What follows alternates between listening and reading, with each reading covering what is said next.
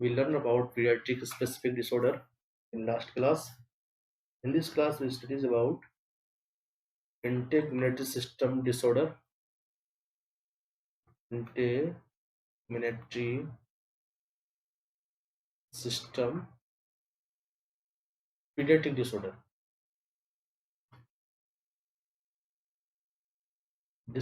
First of all, what is the means of integumentary? Means of integumentary means skin disorder.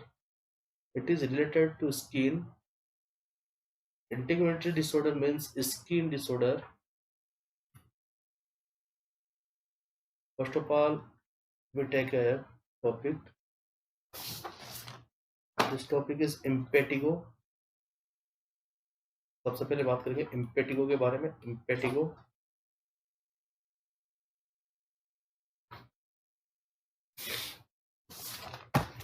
क्या होता है? देखो, impetigo is bacterial infection. It is A bacterial infection and which bacteria is responsible for impetigo is the causative bacteria is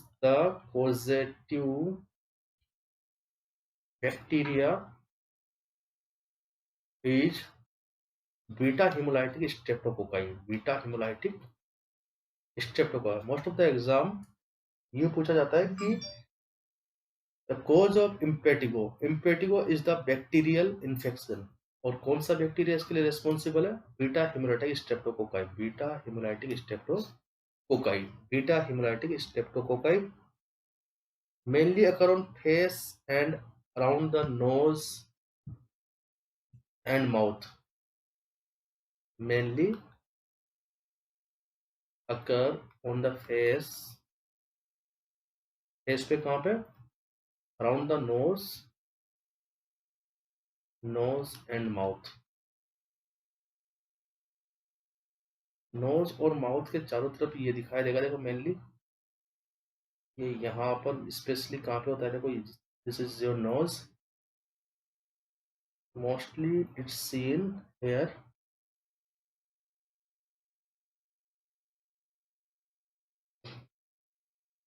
It is caused by bacterial hemolytic streptococci, beta hemolytic streptococci. So first question, impetigo is caused by bacteria. Second question, which bacteria is responsible for impetigo is beta hemolytic streptococci. Third question, most of the location of impetigo is on face, around the neck, around the nose and mouth. बात करते हैं clinical manifestation की. First of all, there is occur a macule. Macule means a skin lesion less than 1 centimeter and flat and less than 1 centimeter skin lesion is known as macule, and macule converted in papule. Papule means less than 1 centimeter and elevated, उभरा हुआ elevated skin lesion. पहले macule बनेगा, उसके बाद papule. Papule is progressively converted into vesicle. सबसे पहले macule बना, macule convert हुआ पेप्यूल में, then papule converted vesicles. Vesicles is fluid form या fluid filled papule. Vesicles is fluid filled papules. And at the end the vesicles is ruptured.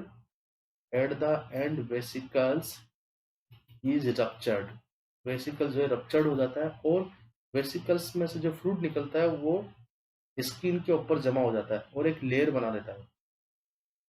Vesicles में जो fluid निकलेगा वो स्किन के ऊपर जमा हो जाएगा और एक लेयर बना देगा. Most important for exam, very important for your exam. The layer color is honey color crust. Honey colour crust का मतलब है एक हनी कलर की पपड़ी बन जाएगी, शहद के जैसी एक पपड़ी बन जाएगी. एग्जाम में पूछा गया कि हनी कलर क्रस्ट जो है कौन सी डिजीज में कौन से डिसऑर्डर में पाया जाता है? This is impetigo, honey coloured crust related to impetigo. Extra symptoms are pruritus, erythema,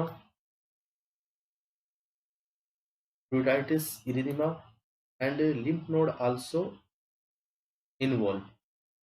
management की बात करें, medical management is antibacterial therapy and there is nursing management is isolation. Nursing management की बात करें तो आइसोलेशन, और आइसोलेशन कब तक? Only 48 hours after taking antibiotic. कहने का मतलब है एंटीबायोटिक लेने के 48 घंटे तक उसको आइसोलेट रखेंगे only. This is important question for your exam. 48 hours after taking antibiotic लेने के 48 घंटे तक हम लोग उसको आइसोलेट रखेंगे. Next is scabies. Next disorder is scabies.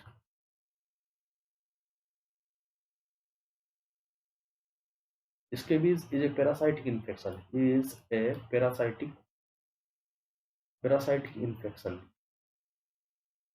Exam के अंदर पूछेंगे, 4 ऑप्शन दे देंगे, 4 ऑप्शन में से पूछा जाएगा कि इनमें से कौन सा स्किन डिसऑर्डर पैरासाइटिक इन्फेक्शन है. तो scabies is the parasitic infection and caused by which parasite? Parasite name is Sarcoptes scabi. Sarcoptes scabi parasite is responsible for scabies. It is also known as Sarcoptes scabi is also known as itch mite.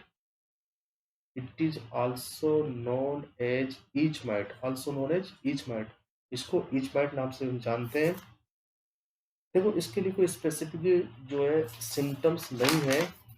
Mainly जो symptoms वैसे देखो यहाँ पर भी पहले macule बनेगा, फिर papule बनेगा, फिर वेसिकल्स बनेगा, और वेसिकल्स रप्चर होने के बाद सेम वो था वही. देखो जैसे हम लोगों ने अभी इम्पेटिगो में पढ़ा था, सेम वैसे क्या. पहले देखो मैक्यूल बनेंगे, फिर यहाँ पे पेप्यूल बनेगा, फिर यहाँ पे वेसिकल्स बनेंगे. लेकिन यहाँ पर वेसिकल्स रप्चर होने के बाद में हनी क्रस्ट नहीं देगा, यहाँ पर एक ग्रेस रेड ब्रूरस बनेगा. ग्रेस रेड ब्रूरस कहने का मतलब ये एक स्किन के ऊपर एक पतली लाइन बन जाएगी ग्रे कलर की. स्किन के ऊपर एक पतली लाइन बन जाएगी ग्रे कलर की. अब देखो मेन चीज क्या है यहाँ पे, इसका मैनेजमेंट. तो drug of choice of scabies is permethrin. Very very important for exam. Drug of choice of scabies is permethrin. क्या है ड्रग ऑफ चॉइस? परमेथ्रिन है. Clear? Drug of choice of permethrin. Drug of choice of scabies is permethrin. Permethrin ointment या lindane ointment.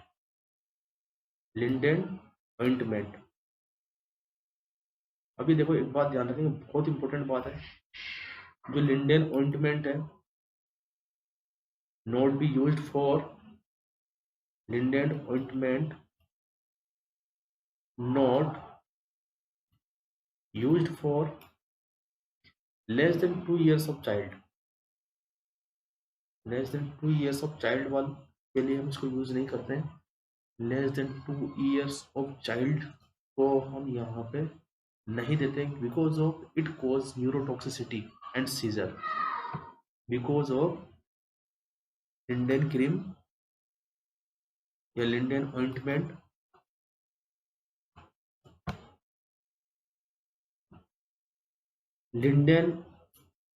can cause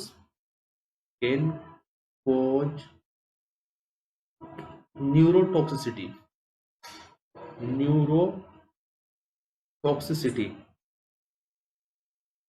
and seizure. दौरे पड़ने के chances होते हैं. ये न्यूरोटॉक्सिक होता है, नर्व को डैमेज करता है. इसलिए जो है हम लेस देन 2 years वाले बच्चों में इसको यूज नहीं करेंगे. ये बहुत इंपॉर्टेंट बात है. 2 साल से छोटे बच्चों में क्यों यूज नहीं करते? क्योंकि ये न्यूरोटॉक्सिक होता है. क्या होता है ये? न्यूरोटॉक्सिक। भाई बात समझ में? ये आपके पास में बहुत इंपॉर्टेंट बात है। इसके भी के लिए दो बातें देखो यहाँ पे इंपॉर्टेंट है। एक तो पैरासाइटिक इन्फेक्शन है, एक ग्रेस रेड यूरोरस बनता है यहाँ पे, एक स्क्रीन के ऊपर एक पतली लाइन बन जाती है, और तीसरा यहाँ पे ड्रग ऑफ चॉइस क्या है इसके बीच की? परमेथ्रिन। और चौथा लिंडेन क्रीम 2 साल से छोटे बच्चों में क्यों नहीं देते? क्योंकि lindane cream cause neurotoxicity and seizure. Next हमारे पास में एक्जिमा। नेक्स्ट बात करते हैं एक्जिमा की। Eczema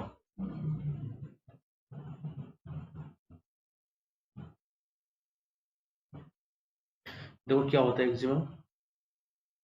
also known as atopic dermatitis. Atrophy हो जाती है स्किन की, इसलिए इसको also known as atopic dermatitis. Atopic dermatitis भी कहते हैं। ये बहुत इंपॉर्टेंट पॉइंट है कि एक्जिमा का दूसरा नाम क्या है? Atopic dermatitis. एक्जिमा का दूसरा नाम क्या है? Atopic dermatitis. It occur due to allergic reaction in this condition inflammation of dermis occur. ये देखो, it occur due to allergic reaction.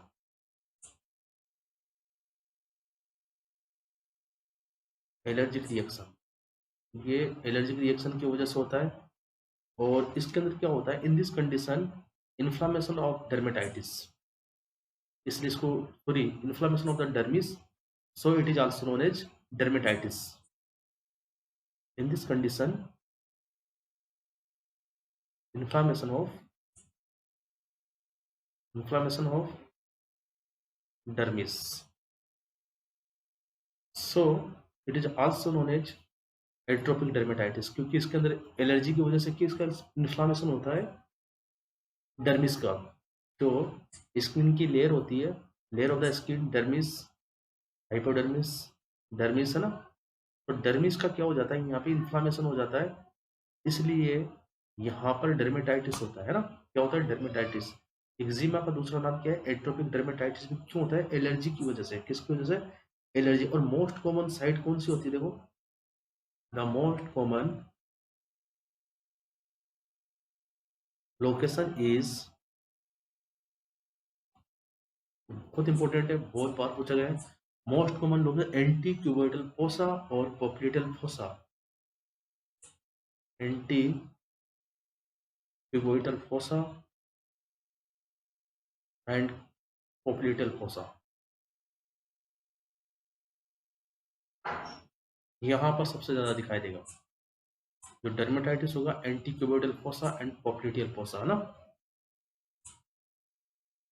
Anti cuboidal fossa और पोप्लिटियल फोसा में सबसे ज्यादा दिखाई देता है।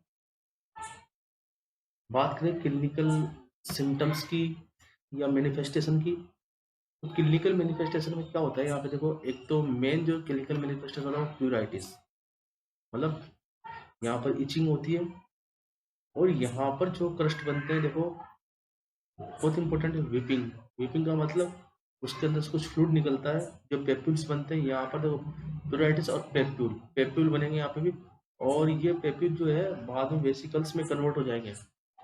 ये बात ध्यान रखना, बाद में किस में कन्वर्ट हो जाएंगे? वेसिकल्स में। और वेसिकल्स रप्चर्ड होके क्या होंगे? देखो कोई फ्लूइड निकलेगा, इससे फ्लूइड निकलेगा।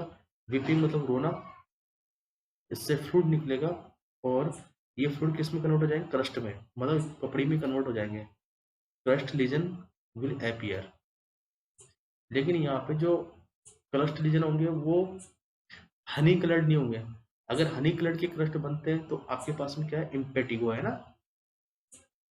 और विपिंग, ऐसे क्रस्ट जो विपिंग क्रस्ट का मतलब जिनमें से कुछ फ्लूइड हो, तो किसमें होता है? आपके पास में एक्जिमा के अंदर। तो यहाँ पर हम लोग जो मैनेजमेंट देंगे, देखो यहाँ पर medical management anti allergic drug देंगे। Anti allergic,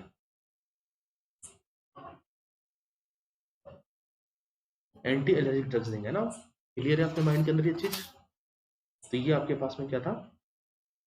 eczema. अब बात करते हैं हम पेडिकुलोसिस, जुएं पड़ जाना। पेडिकुलोसिस, पेडिकुलोसिस मतलब जू।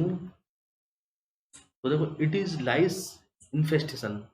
लाइस का मतलब जू है ना, इन्फेस्टेशन और इन्फेक्शन। इन्फेस्टेशन अपनी बॉडी के अंदर रहना, खाना पीना प्राप्त करना बॉडी के अंदर, है ना।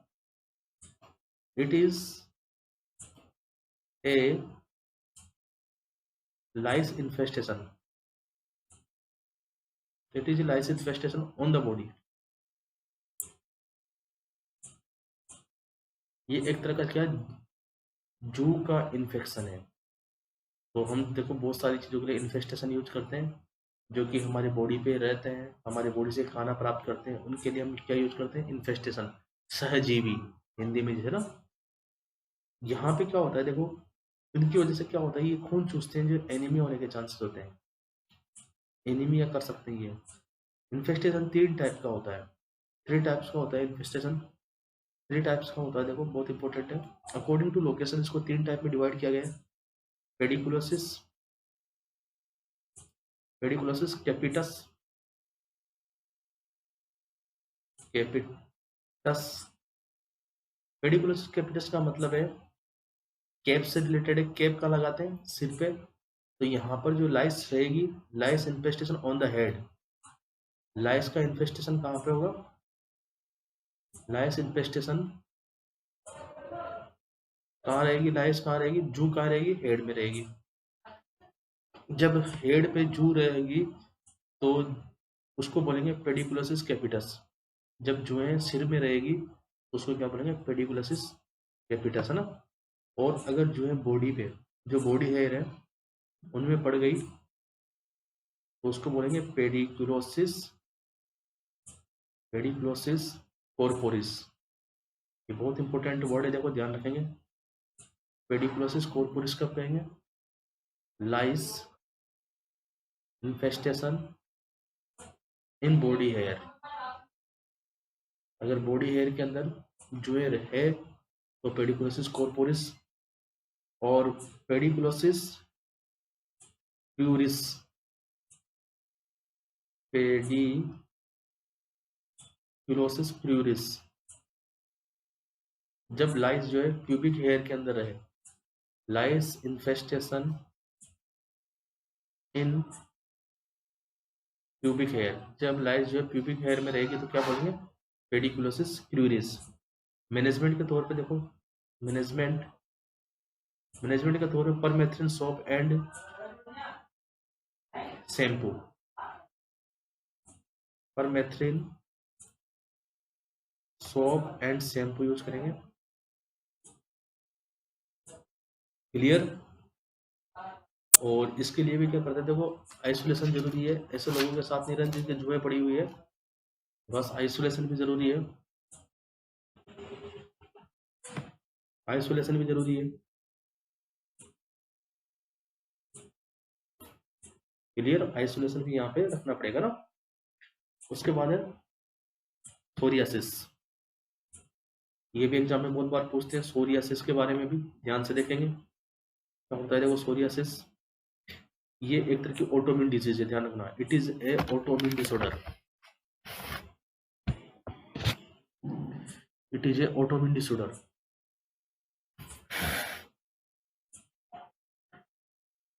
It is A autoimmune disorder.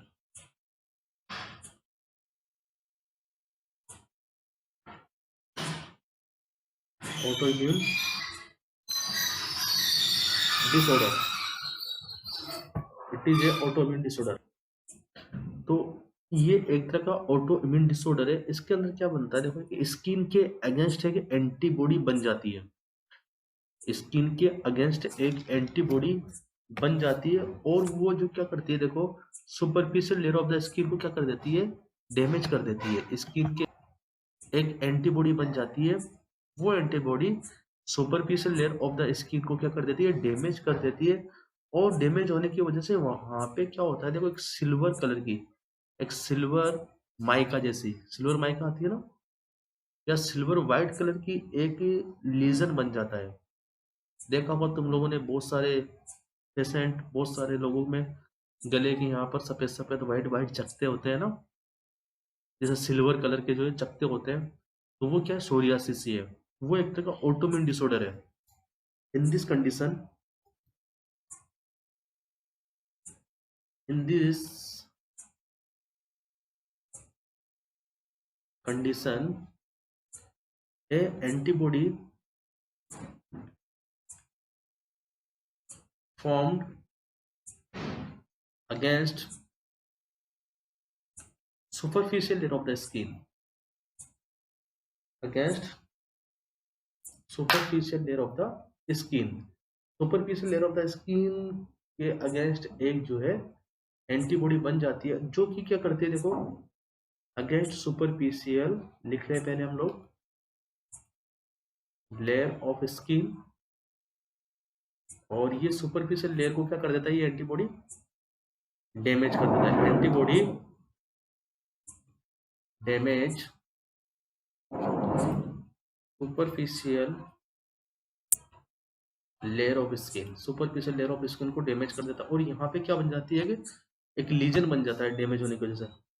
ए बहुत इंपॉर्टेंट, देखो बहुत इंपॉर्टेंट चीज है, a silver white colour lesion appeared, एक सिल्वर व्हाइट कलर, बहुत बार सिल्वर माइका भी पूछ लेता है, सिल्वर व्हाइट भी पूछ सकता है ना, किसमें दिखाई देता है, सोरियासिस। वेरी वेरी इंपॉर्टेंट, बहुत इंपॉर्टेंट है। और यहाँ पे क्या होता है, देखो यहाँ पर मैनेजमेंट के तौर पे क्या देते हैं हम लोग, स्टेरॉइड, इम्यूनोसप्रेसेंट, क्योंकि ऑटोइम्यून डिजीज है ना, और ऑटोइम्यून डिजीज के लिए क्या दिया जाता है, इम्यूनोसप्रेसेंट देते हैं ना, जो कि इम्यून पावर को क्या करें, सप्रेस कर दे ना। साथ में स्टेरॉइड भी किसकी तरह काम करते हैं, इम्यूनोसप्रेसेंट की तरह काम करते हैं, किसकी तरह, इम्यूनोसप्रेसेंट की तरह। क्लियर। तो ये तो कुछ हमारे डिसऑर्डर थे स्किन से रिलेटेड। अब हम बात करते हैं बर्न की, जो कि एक बड़ा टॉपिक है। बर्न, बात करते हैं बर्न की।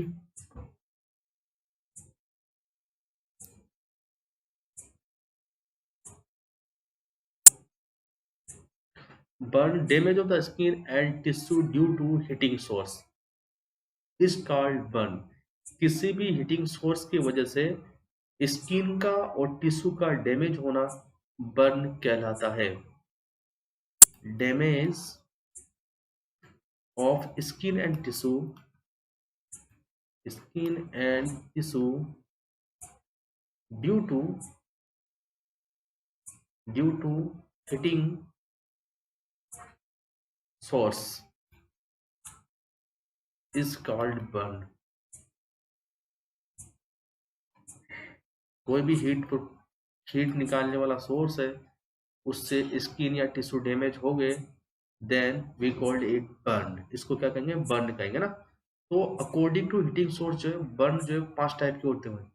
जो टाइप्स ऑफ बर्न में सबसे पहले बात करते हैं हम लोग according to heating source. Heating source 5 types of burn. Heating source के अकॉर्डिंग कितने टाइप के बर्न होते हैं, 5 टाइप के। सबसे पहला कौन सा, thermal burn.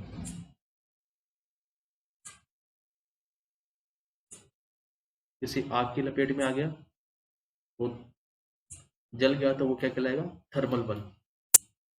Electrical burn, light की वजह से जल गया हो, उसको इलेक्ट्रिकल बर्न कहेंगे। उसके बाद में किसी केमिकल तेजाब वगैरह से जला हो तो केमिकल बर्न तीसरा। और अगर मान के चलो रेडिएशन से जलाए, किसी रेडिएशन से जल गया तो उसको रेडिएशन बर्न कहेंगे। और अगर इनहेल्ड कर गया कोई, किसी भी तरह की आग वगैरह अंदर चली गई, इनहेल कर गया किसी रेडिएशन को या किसी भी चीज को इनहेल कर गया, तो उसे क्या कहेंगे, इनहेलेशन बर्न। सबसे खतरनाक होगा ये, सबसे डेंजरस, सबसे डेंजरस कौन सा है, इनहेलेशन बर्न, है ना। अब क्या होगा, देखो ये टिश्यू है मान के चलो, ये जो है हीटिंग सोर्स के कांटेक्ट में आ गया, हीटिंग सोर्स के कांटेक्ट में आ गया। तो यहाँ पे क्या होगा, देखो जो यहाँ पे एक जोन बन जाएंगे। जोन का मतलब यहाँ पर देखो 3 जोन यहाँ पे बन जाते हैं। 3 आपको यहाँ पे अलग अलग तरीके के कलर दिखाई देंगे। जैसे ये हीटिंग सोर्स के कांटेक्ट में आ जाएगा टिश्यू, तो उसको बोलते हैं zones of exposure in burn. कि कितने जोन बन जाते हैं, कितने, देखो यहाँ पे जो टिश्यू हीटिंग सोर्स के कांटेक्ट में आता है, तो यहाँ पर 3 तरीके के यहाँ पे देखो कंपार्टमेंट हमें दिखाई देते हैं। 3 तरीके के टिश्यू का कलर चेंज हो जाता है। 3 तरीके से 3 कंपार्टमेंट बन जाते हैं टिश्यू के आसपास, उसको बोलते हैं जोन ऑफ बर्न। बात करते हैं zones of exposure in burn. Zones of, बहुत बार क्वेश्चन पूछते हैं इससे related. Exposure of burn, 3 zone बनते हैं यहाँ पे। सबसे पहला zone, zone of coagulation, zone of coagulation.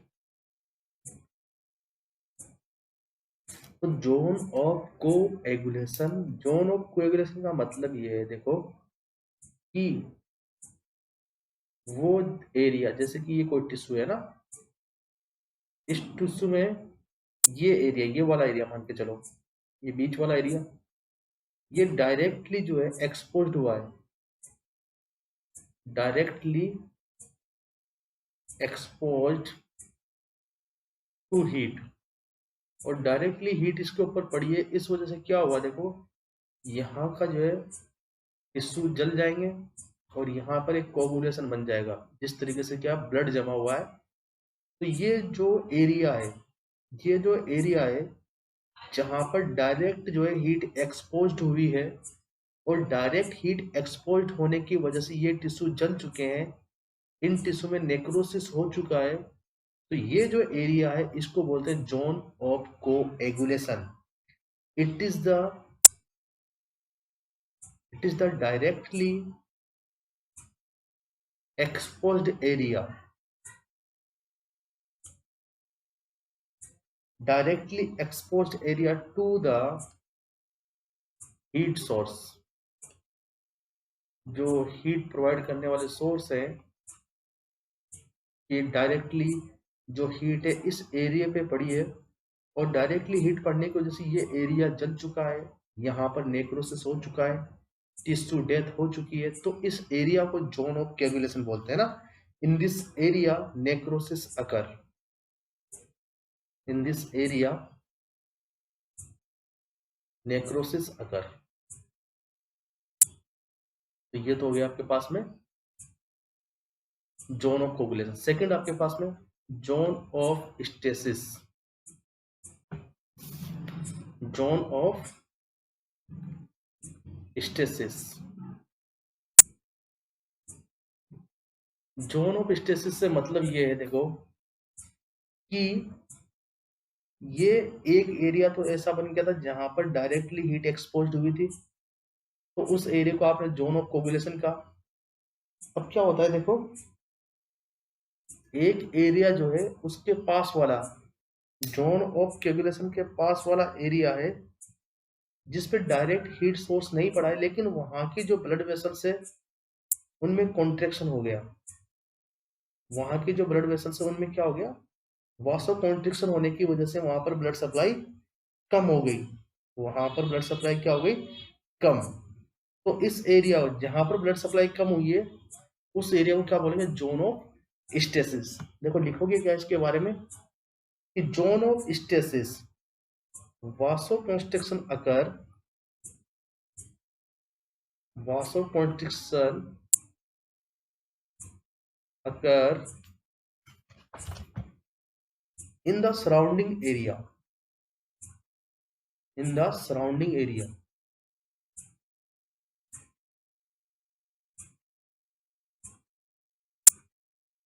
in the surrounding area, and it called zone of stasis।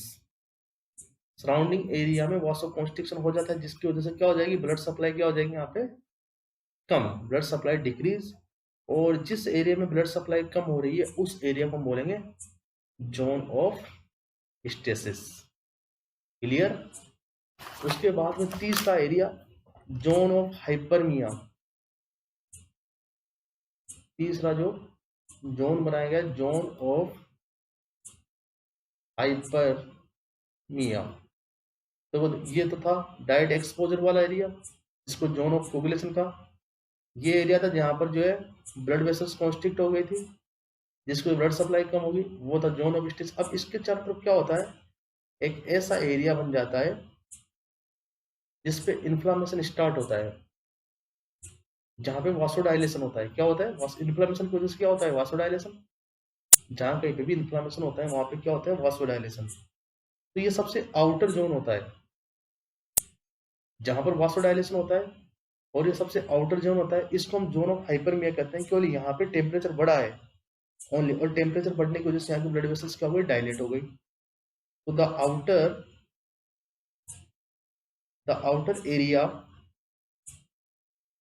Has the inflammation and vasodilation. Vasodilation होने की वजह से इंक्रीज ब्लड सप्लाई, और ब्लड सप्लाई इंक्रीज हो रेडनेस हो जाती है। क्या जाती है, रेडनेस। और इस एरिया को हम क्या बोलते हैं, जोन ऑफ हाइपरमिया। क्लियर है। तो तीन जोन में डिवाइड किया है, zone of coagulation, zone of stasis and zone of hyperaemia. Next हमारे पास में टाइप्स ऑफ बर्न या क्लासिफिकेशन ऑफ बर्न, जो कि बहुत इंपॉर्टेंट है एग्जाम के लिए।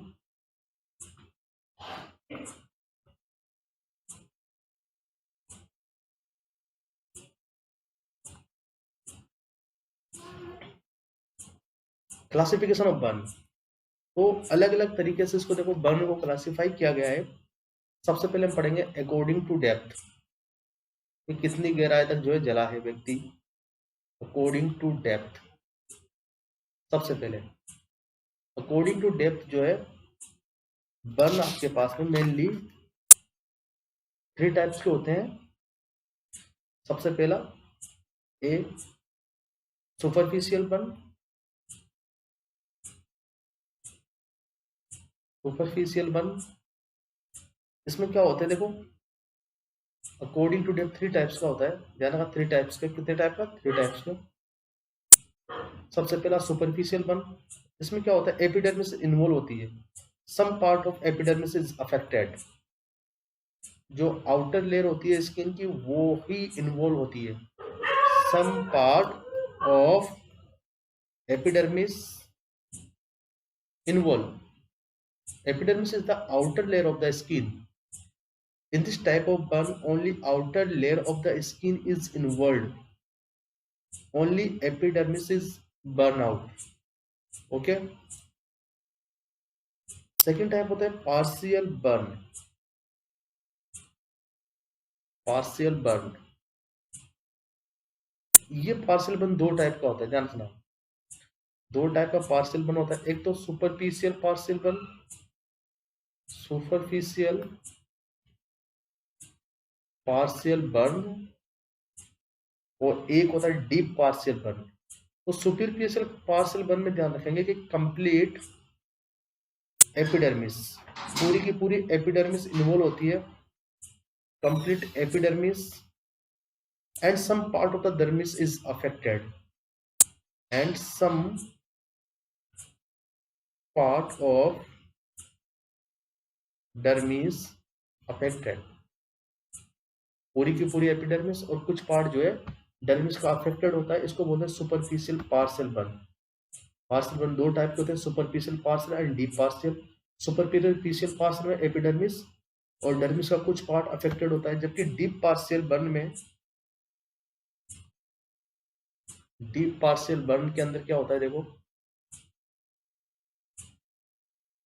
डीप पार्शियल बर्न के अंदर क्या होता है कि epidermis and dermis are completely involve. Epidermis and dermis दोनों के दोनों कंप्लीटली इन्वॉल्व। तो डीप पार्शियल बर्न में दोनों की दोनों इन्वॉल्व होती है। उसका तीसरा जो टाइप है वो है फुल थिकनेस बर्न। सुपरफिशियल हो गया, पार्शियल हो गया, फुल, है ना। Full thickness burn, full thickness burn में क्या होता है देखो, एपिडर्मिस,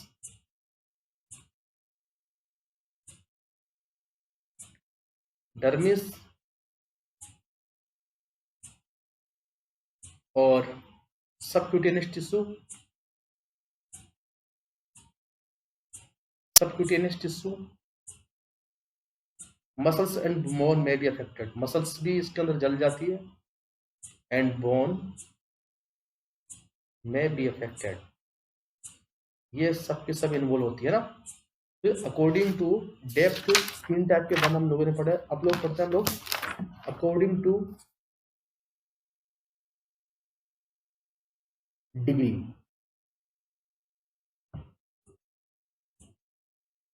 अकॉर्डिंग टू डिग्री है ना,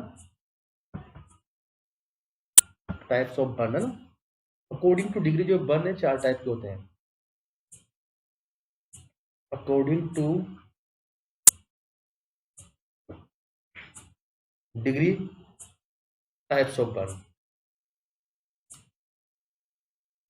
चार टाइप के होते हैं, first degree, second degree, third degree and fourth degree, है ना।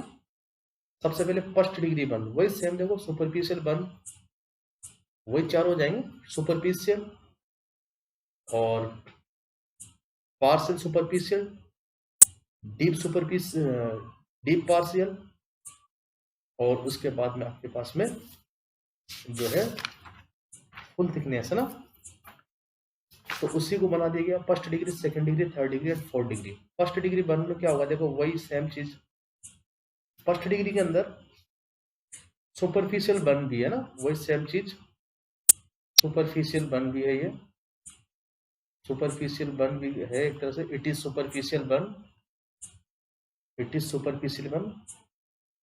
Skin appear red and pink, जैसे किसी उंगली पे जो है जला है, किसी दूध से, किसी पानी से, है ना, गर्म पानी के कांटेक्ट में आ गई उंगली, तो यहाँ पर जो कलर होगा देखो फर्स्ट डिग्री बर्न के अंदर, ये बहुत इंपॉर्टेंट है। स्किन एपियर, स्किन कौन से कलर की दिखाई देगी, स्किन एपियर रेड या पिंक कलर की, और यहाँ पर पेन प्रेजेंट होगा, ध्यान रखना, पेन प्रेजेंट, यहाँ पर पेन होगा। हॉस्पिटल की कोई जरूरत नहीं है, hospitalisation, hospitalisation not required, not required. अपने आप जो है 7 दिन के, 7 दिन में अपने आप हील हो जाएगा, हील्स विद 7 डेज, क्लियर है। तो ये फर्स्ट डिग्री बर्न था आपके पास में। सेकंड आपके पास है second degree burn, second degree burn,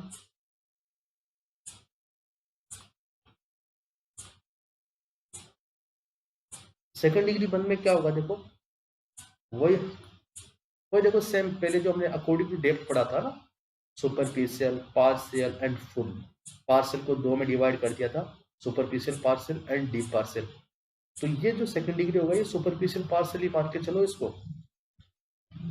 तो आपके पास it is superficial partial burn, देखो लिख दिया मैंने, इट इज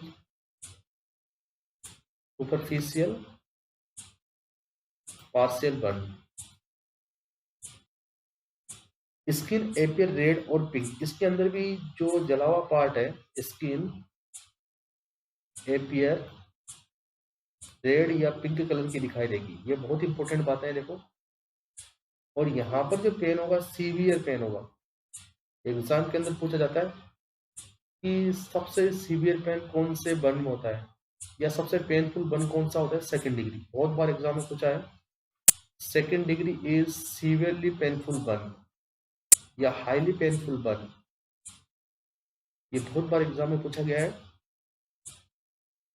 और यहाँ पर जो है जलने के बाद ब्लिस्टर फॉर्मेशन होना स्टार्ट हो जाता है, ब्लिस्टर फॉर्मेशन, ये बात ध्यान रखेंगे। ब्लिस्टर कौन से बर्न में प्रेजेंट होते हैं, सेकंड डिग्री में, और हीलिंग हॉस्पिटलाइजेशन की जरूरत इसमें भी नहीं है।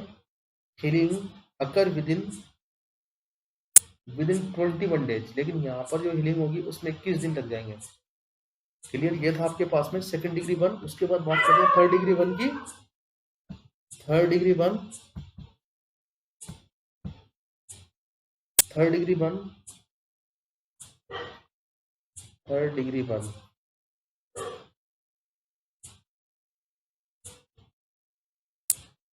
देखो बहुत इंपॉर्टेंट है ये भी।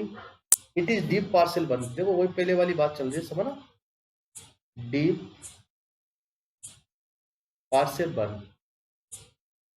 It is deep parcel one skin appear. ये स्किन कलर देखो सभी के लिए याद होना चाहिए आपको।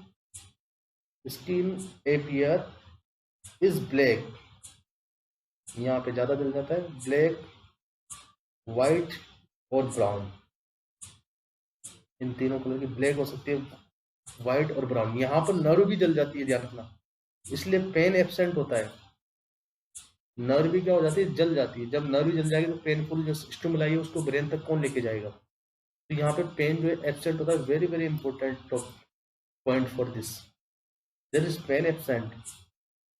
थर्ड डिग्री वन में क्या होता है, पेन एब्सेंट होता है। और यहाँ पर बहुत इंपॉर्टेंट बात यह है कि यहाँ पर जो है, ध्यान से पढ़ेंगे इसको, और जो है यहाँ पे जो इंपॉर्टेंट बात है वो है scar formation. Scar formation very very important, exam में पूछा जाएगा कि स्कार फॉर्मेशन कौन से डिग्री वन में होता है। तो थर्ड डिग्री वन में क्या होता है, स्कार फॉर्मेशन होता है। स्कार का मतलब क्या होता है, it is hard non elastic dead tissue layer. Scar का मतलब जो काले टिश्यू थे, जलने की वजह से काले काले हुए थे टिश्यू, तो वो क्या हो जाते हैं, हार्ड हो जाते हैं, नॉन इलास्टिक और डेड टिश्यू की एक लेयर बन जाती है, जिसे हम क्या बोलते हैं, स्कार कहते हैं। It is hard non elastic, hard non elastic death tissue layer, death tissue layer. It is hard non elastic death tissue layer. अब क्या होता है देखो, in this burn scar causes tissue compression, so the blood supply of the distal part become disturb and tissue necrosis can appear. यहाँ पे क्या होता है देखो, स्कार फॉर्मेशन हो जाएगी, इलास्टिसिटी तो स्किन में रही नहीं, तो उसकी वजह से क्या होता है कि टिश्यू का कंप्रेशन होता है, और टिश्यू कंप्रेस होने की वजह से जो है डिस्टल पार्ट में ब्लड सप्लाई प्रॉपर नहीं हो पाती, और डिस्टल पार्ट के जो टिश्यू वगैरह होते हैं उनमें नेक्रोसिस होना स्टार्ट हो जाता है, उनमें डेथ होना स्टार्ट हो जाती है। तो it is an emergency condition. The escharotomy should be performed immediately at the bedside without any anesthesia। तो ब्लड सप्लाई को इम्प्रूव करने के लिए देखो ध्यान रखना, मैं यहाँ पे लिख देता हूँ, देखो कि स्कार बनने की वजह से जो है स्किन का या टिश्यू कंप्रेशन होता है, क्योंकि इलास्टिसिटी खत्म हो जाती है, और टिश्यू कंप्रेशन होने की वजह से जो है डिस्टल पार्ट में ब्लड सप्लाई क्या हो जाती है, कम। डिस्टल पार्ट ब्लड सप्लाई क्या हो जाती है, decrease, decrease distal part blood supply. और ब्लड सप्लाई डिस्टल पार्ट की कम हो जाने की वजह से वहाँ के जो टिश्यू डेथ होना स्टार्ट हो जाती है, टिश्यू डेथ स्टार्ट। अब इस टिश्यू डेथ को रोकने के लिए, to prevent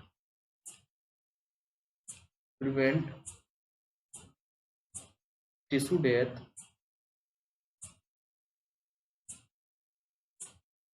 एस्कारोटोमी, एस्कारेक्टोमी।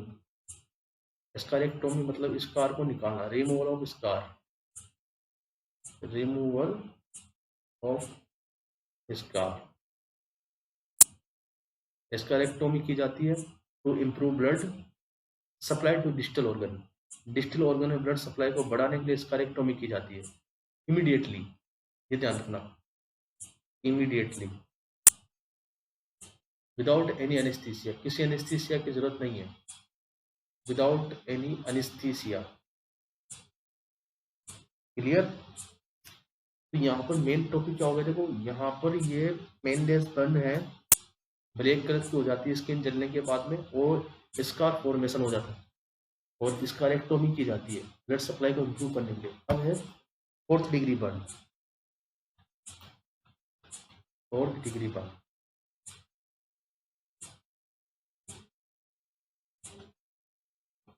Fourth degree burn में it is full thickness burn. It is full thickness burn.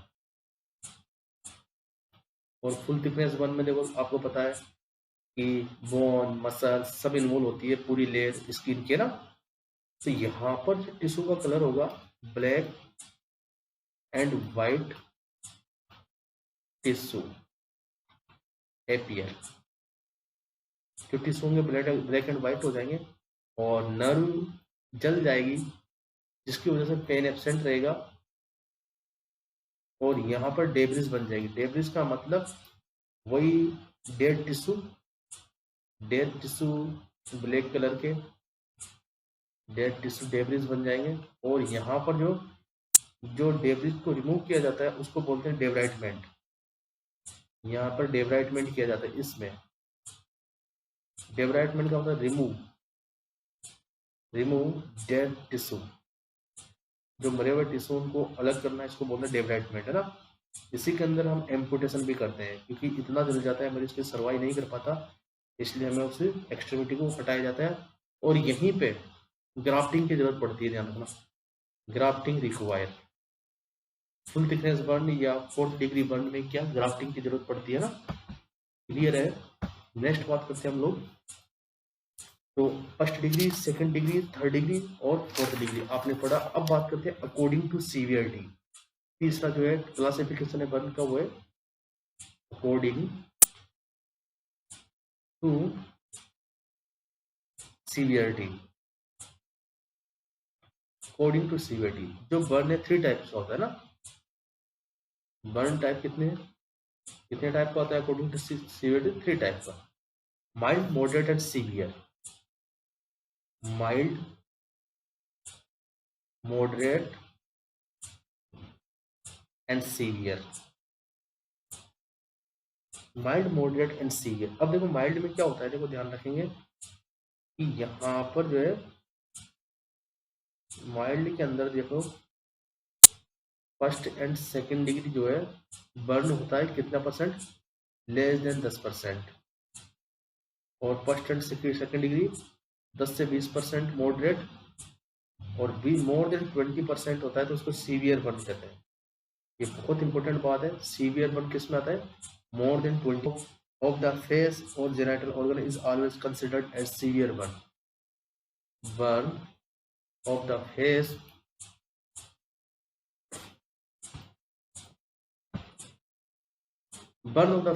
and genital organ considered as severe burn. Clear.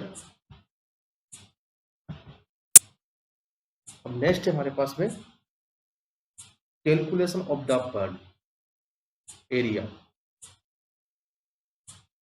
ये तो टाइप था कैलकुलेशन ऑफ बर्न एरिया, जिसको बोलते हैं total body surface area of burn. इसके लिए 2 rule हम यूज करते हैं बर्न एरिया के लिए। एक तो रूल ऑफ 9 और एक रूल ऑफ 5।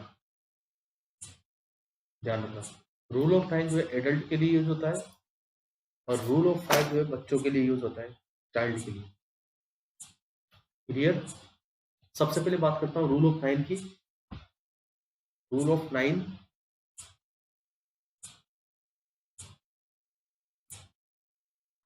Rule of 9। तो देखो इसके अंदर क्या कहता है, it is developed by Wallace. इसकी जो ये जो डेवलप किया था रूल, वो वाल्स ने डेवलप किया था। अब इसके अंदर क्या करते हैं, देखो जो पूरी बॉडी है उसको जो है 9% के एरिया के अंदर डिवाइड किया गया है।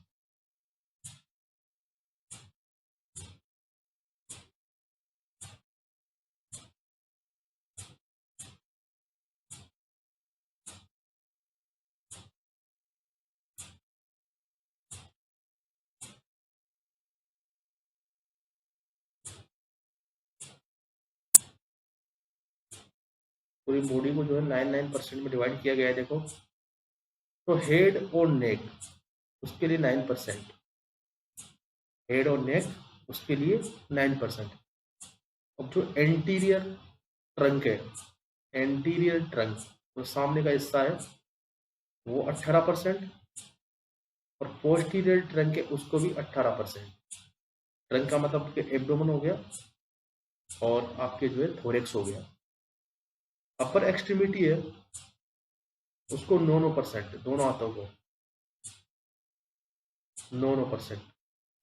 जो लोअर एक्सट्रीमिटी है उन दोनों को 18%, दोनों पैरों को 18%, और जेनाइटल ऑर्गन को 1%।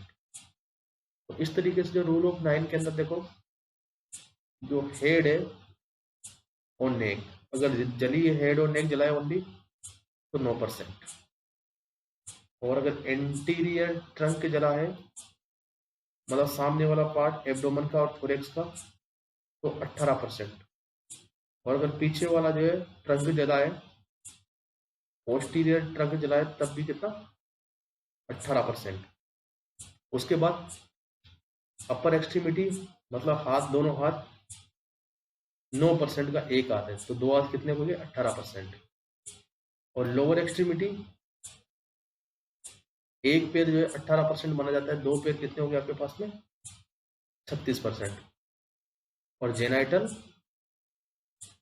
1% ऑर्गन है ना। तो ये कितने हो गए 1 2 3 4 है ना, 99 और एक 100% है ना।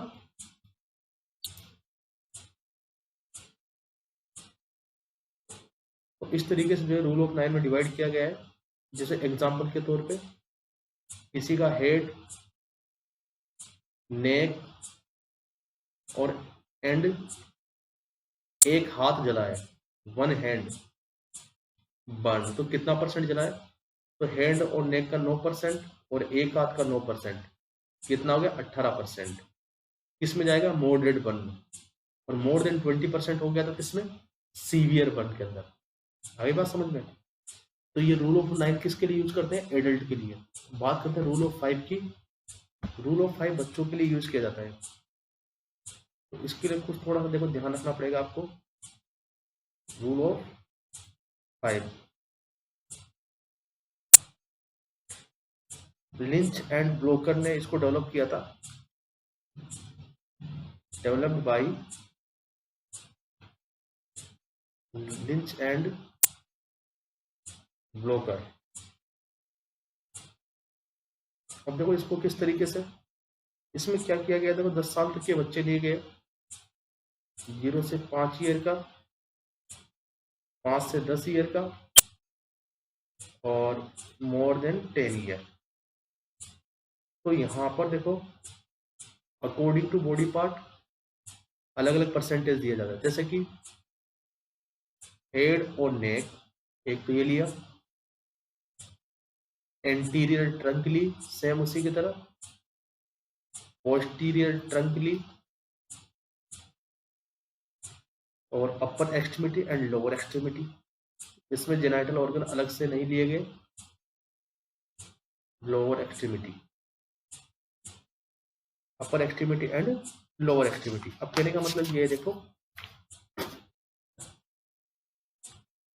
0 से 5 साल के जो है उनमें हेड और नेक अगर जलाए तो 20%, एंटीरियर ट्रंक के लिए भी 20%, पोस्टीरियर ट्रंक के लिए भी 20% रखा गया, अपर एक्सट्रीमिटी के लिए 20%, एक के लिए सॉरी एक के लिए 10%, तो दो के लिए कितना हो गया 20%, और लोअर एक्सट्रीमिटी के लिए 20% टोटल, एक के लिए 10% है ना।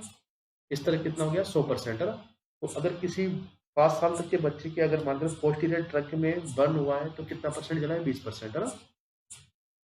5 से 10 साल के बच्चे के लिए हेड और नेक के लिए रखा गया 15%, एंटीरियर ट्रंक के लिए 17.5%, पोस्टीरियर ट्रंक के लिए 17.5%, और अपर एक्सट्रीमिटी और लोअर एक्सट्रीमिटी दोनों के लिए 20-20%, मतलब 20%, लोअर के लिए 30%, सॉरी।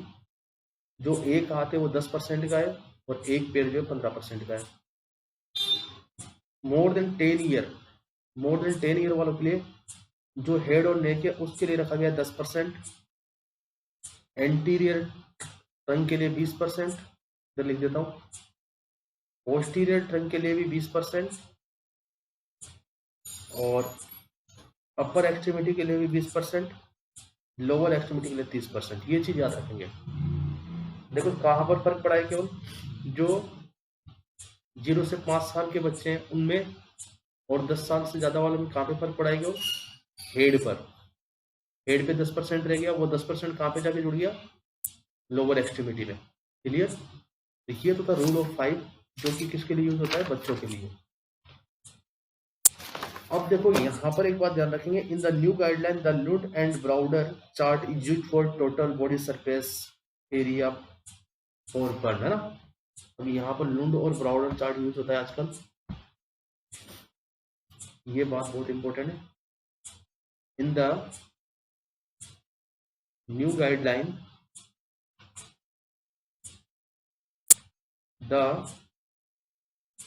लुंड एंड ब्राउडर, ये पूछा गया लुंड एंड ब्राउडर चार्ट किसके लिए यूज करते हैं, बर्न के टोटल बॉडी सरफेस एरिया को मेजर करने के लिए।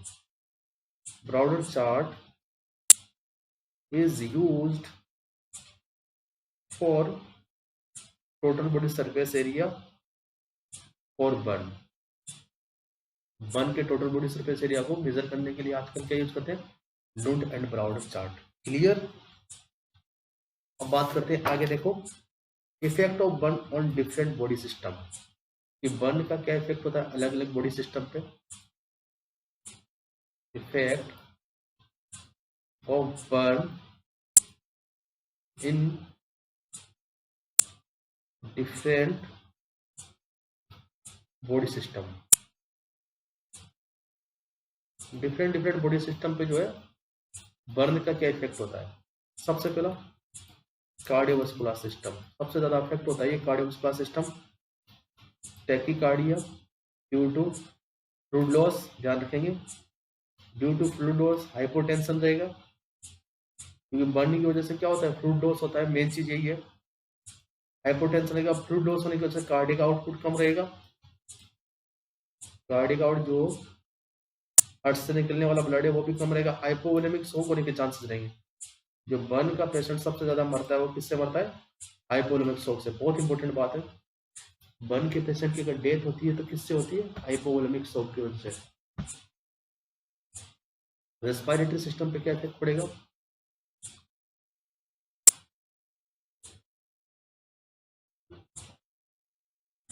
यहाँ पे देखो रेस्पिरेटरी सिस्टम में टैकीपीनिया दिखाई देगा। टैकीपीनिया का मतलब increase respiratory rate. Renal system, secondary जो इफेक्ट होता है वो होता है रीनल सिस्टम, ध्यान रखेंगे। सबसे ज्यादा कार्डियोवास्कुलर और सेकंड कौन होता है, रीनल सिस्टम। यहाँ पे जो है फ्लूइड का वॉल्यूम कम होने की वजह से जीएफआर कम हो जाएगा, जीएफआर कम होगा तो ओलिगोयूरिया दिखाई देगा। ओलिगोयूरिया भी हो सकता है, एनूरिया भी हो सकता है, भाई बात समझ में, ओलिगोयूरिया भी हो सकता है, एनूरिया भी। Oliguria less than 400 ml of urine, और एनूरिया का मतलब less than 100 ml of urine. Acute renal failure हो सकता है फ्लूइड की कमी की वजह से, एक्यूट रीनल फेलियर। जेआईटी में, जेआईटी के अंदर ब्लड सप्लाई कम होने की वजह से पेरिस्टाल्सिस, देखो ब्लड का वॉल्यूम कम हो गया तो ब्लड सप्लाई कम हो जाएगी, ब्लड सप्लाई डिक्रीज होने की वजह से पेरिस्टाल्सिस डिक्रीज। बहुत इंपॉर्टेंट बात है, पेरिस्टाल्सिस डिक्रीज हो जाएगा। और यहाँ पर एक बहुत इंपॉर्टेंट बात बता रहा हूँ, बहुत इंपॉर्टेंट बात यह है कि बर्न की वजह से स्टमक के अंदर अल्सर बन जाएंगे, और बर्न की वजह से स्टमक में जो अल्सर बनेंगे, बर्न की वजह से, बहुत इंपॉर्टेंट बात है, स्टमक में अल्सर बन जाएंगे, अल्सर बन जाएंगे। और इनको बोलते हैं कर्लिंग अल्सर। बहुत इंपॉर्टेंट बात है, बहुत बार एग्जाम में पूछा गया है। Curling ulcer is related to burn, burn से रिलेटेड है ना। सीएनएस की बात करें, सीएनएस पे क्या इफेक्ट पड़ेगा? मरीज लिथार्जी रहेगा, लिथार्जी के साथ अनकॉन्शियस, और अगर जो है सीवियर शॉक हो गया तो कोमा में चला जाएगा और डेथ भी हो सकती है। क्लियर? तो ये तो डिफरेंट डिफरेंट बॉडी सिस्टम पे क्या इफेक्ट पड़ेगा। देखो मेन चीज ध्यान रखना, एक चीज ये ध्यान रखेंगे, सबसे ज्यादा जो है फ्लूइड एंड इलेक्ट्रोलाइट बैलेंस पे ध्यान रखना ना। फ्लूइड एंड इलेक्ट्रोलाइट बैलेंस जो है सबसे ज्यादा इम्बैलेंस होगा। मेन जो है ये बात ध्यान रखना, main electrolyte disbalance,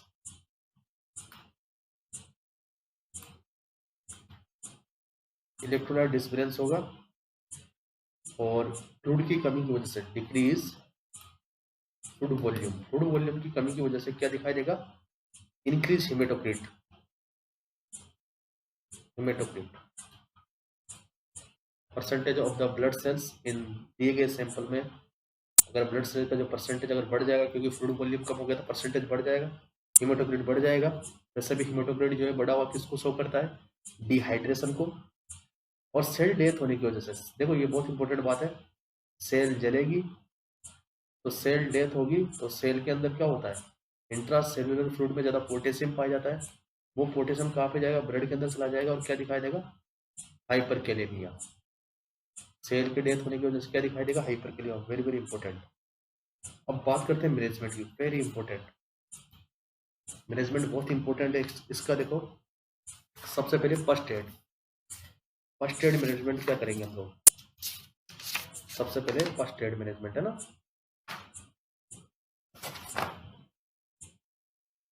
first aid management, तो फर्स्ट एड में देखो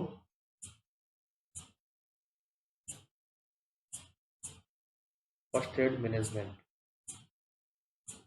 immediate stop the burning process.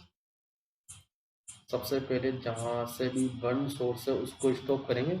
Immediate stop the, ज्यादा ना जले, जितना जल गया खूब है, बर्निंग प्रोसेस को इमीडिएट स्टॉप करेंगे। और इसके लिए देखो, अगर आग लगी है कहीं पर, इन केस ऑफ फायर,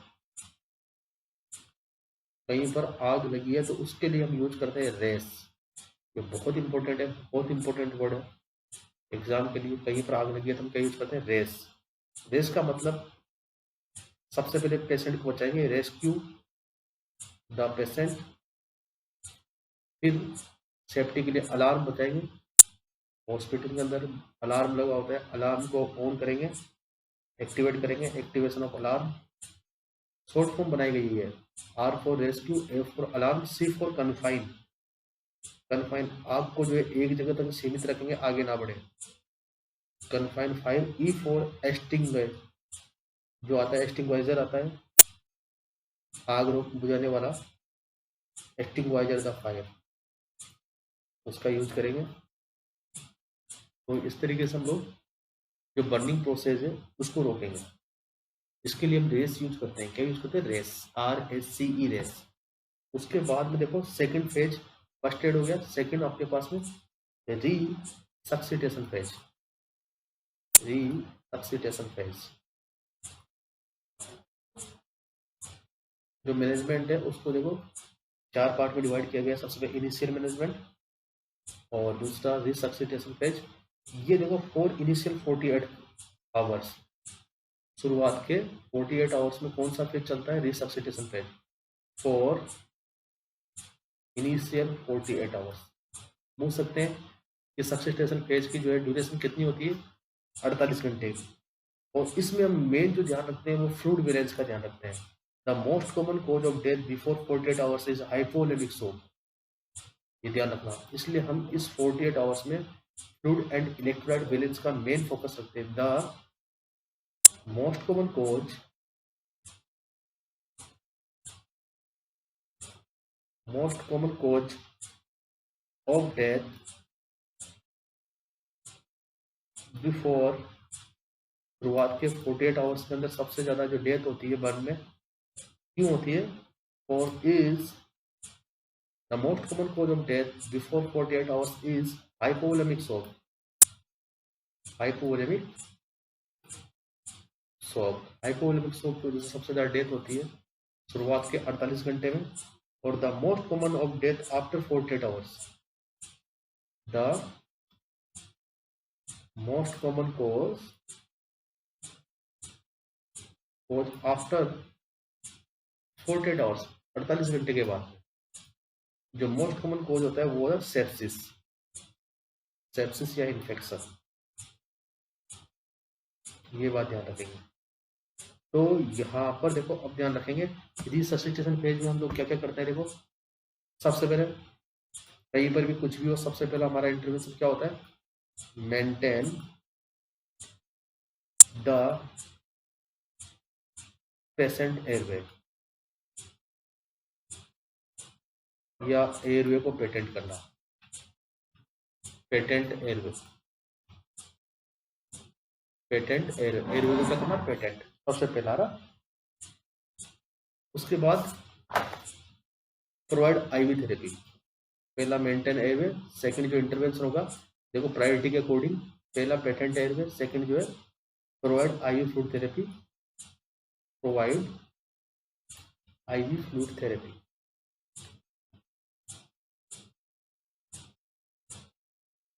अब देखो आईवी फ्लूइड जो देंगे वो किस तरीके से कैलकुलेट करेंगे। जो मोस्टली जो यहाँ पर फॉर्मूला यूज करते हैं आईवी फ्लूइड के लिए वो है पार्कलैंड फॉर्मूला, पार्कलैंड फॉर्मूला कि किस तरीके से कितना देना है। तो parkland formula, it is used for the fluid calculation during the first 24 hours, it is used for fluid calculation during the first 24 hours, during the first 24 hours, शुरुआत के 24 घंटे के लिए फ्लूइड को किस तरीके से कैलकुलेट करेंगे आप लोग? Parkland formula. तो फॉर्मूला क्या है? देखो 4 ml RL पर केजी, 4 ml RL पर केजी, ध्यान रखना पर केजी, और percentage of total body surface area, कि कितना जो है बॉडी सरफेस एरिया जलाए। जैसे कि एग्जांपल के तौर पे कोई मान के चलो 15% जलाए, तो शुरुआत के 24 घंटे के लिए उसको कितना फूड देंगे? तो 4 ml इंटू उसका वजन है मान के 60 kg, इंटू 60 इंटू 15। तो यहाँ पर आपको शुरुआत के जो 24 घंटे में फूड देना पड़ेगा 240 इंटू 15, 0 15 तो 6.5 15 तो 30 अच्छा 3600 ml। पहले 24 आवर्स में कितना देना होगा? 3600 ml। लेकिन ये किस तरीके से डिवाइड करना पड़ेगा? The half amount of the calculated food should be administered. यहाँ पे जो 24 घंटे है उसको 8-8 घंटे में आप डिवाइड कर लोगे, 8 आवर्स, 8 आवर्स और 8 आवर्स, है ना। तो जो शुरुआत के 8 घंटे हैं उसमें जो टोटल फ्लूइड है, टोटल फ्लूइड का आधा शुरुआत के 8 घंटे में देना है। कहने का मतलब एग्जाम्पल के अकॉर्डिंग 3600 का आधा 1800 ml जो आपको शुरुआत के 8 घंटे में देना है। उसके बाद में जो बचा हुआ फ्लूइड है 1800 ml वो आपको इस 16 घंटे में देना है। 1800 ml इन 16 आवर्स, इस तरीके से जितना हाफ जो बचा है हाफ इन 16 आवर्स, आधा किसमें दे देंगे? 8 घंटे के अंदर, और बचा हुआ जो आधा है वो 16 घंटे में देंगे। क्लियर। उसके बाद दूसरे दिन के लिए आप यहाँ पे देखो एक अलग फॉर्मूला यूज करते हैं जिसको कहते हैं Brooke formula.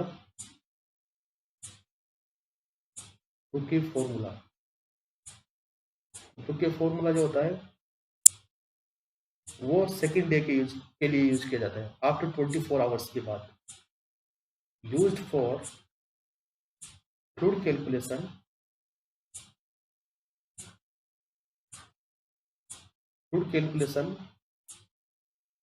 The patient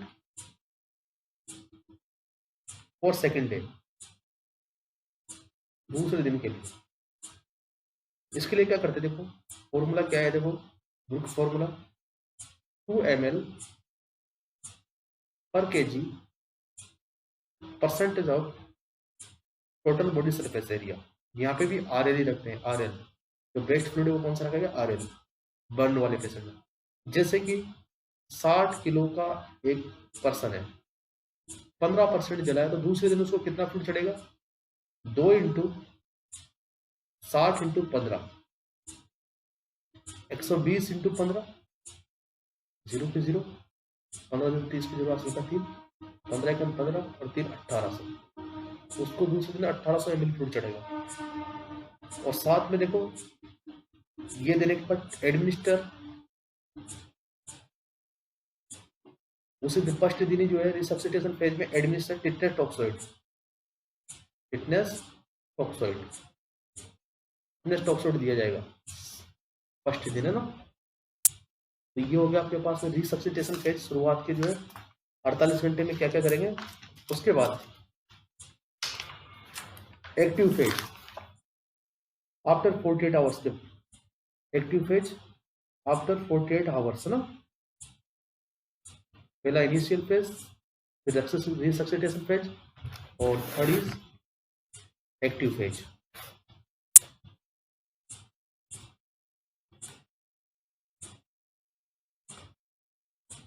active phase after 48 hours, 48 घंटे के बाद क्या केयर करेंगे आप लोग।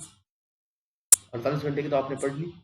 During this phase the priority is to prevent infection. वहां तो जो है फ्लूइड एंड इलेक्ट्रोलाइट बैलेंस था 48 घंटे तक तो, और यहाँ पर जो प्रायोरिटी होगी, प्रायोरिटी इज प्रिवेंट इन्फेक्शन या सेप्सिस, इन्फेक्शन और सेप्सिस से बचाना। तो यहाँ पर हम लोग क्या क्या करते हैं, topical antibiotic, topical antibiotic mainly क्या, सिल्फर सल्फाडियाजिन, ये बात ध्यान रखेंगे। मेनली कौन सी यूज करते हैं, सिल्वर सल्फाडियाजिन। और in case of large body surface area IV antibiotic can be use. और अगर 20% से ऊपर है या सीवियर बनने तो आईवी एंटीबायोटिक यूज करेंगे, IV antibiotic. Clear. Appropriate nutrition देंगे, प्रोवाइड, ये भी बहुत इंपॉर्टेंट है, provide appropriate nutrition active phase में, बहुत इंपॉर्टेंट पॉइंट है ये, ध्यान से पढ़ेंगे। Provide appropriate nutrition.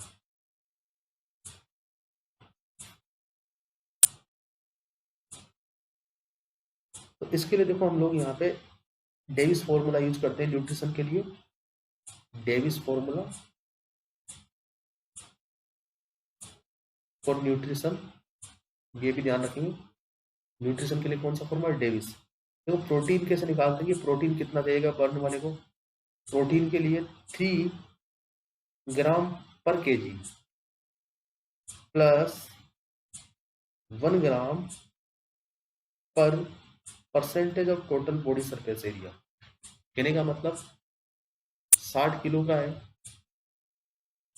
60 किलो का है और 15% जला हुआ है, तो उसको कितनी प्रोटीन चाहिएगी, तो 3 इंटू 60, एक तो ये करेंगे 3 ग्राम पर केजी इंटू 1 इंटू 15, तो यहाँ पर 180 प्लस 15 बराबर 195 ग्राम प्रोटीन यहाँ पे हमें देनी है। क्लियर। कैलोरी की बात करें तो कैलोरी के लिए भी ध्यान रखेंगे, कैलोरी के लिए जो formula 60 kilo calorie per KG plus 35 kilo calorie extra, 35 kilo calorie per percent of total body surface area.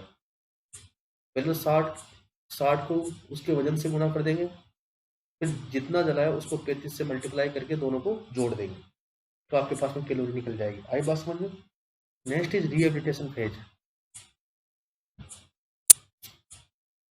Rehabilitation phase.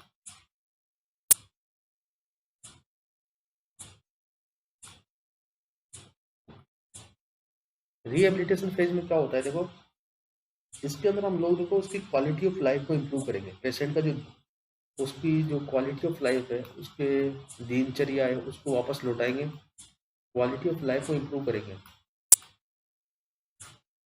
कोई हाथ वाथ जल गया हो तो हाथ का एम्पुटेशन कर गया हो गया हो तो उसको जो हम रिहेबिलिटेशन केयर देंगे कि सोशल असिस्टेंस हो सके, अपनी ज़िंदगी जो है वो पहले की तरह जी सके, अपनी जो लाइफ है, जो उसकी डेली लिविंग लाइफ है, डीडीआर है, वो नॉर्मल रहे। तो इसमें रिहेबिलिटेशन केयर देंगे हम लोग, है ना। उसके बाद एक बस छोटा सा पढ़ेंगे ग्राफ्टिंग के बारे में। ज़्यादातर जो सीवियर बर्न है उसमें ग्राफ्टिंग यूज करते हैं। तो यहाँ पर देखो बस इतना सा याद रखेंगे, 4 टाइप की ग्राफ्टिंग होती है, 4 टाइप्स की।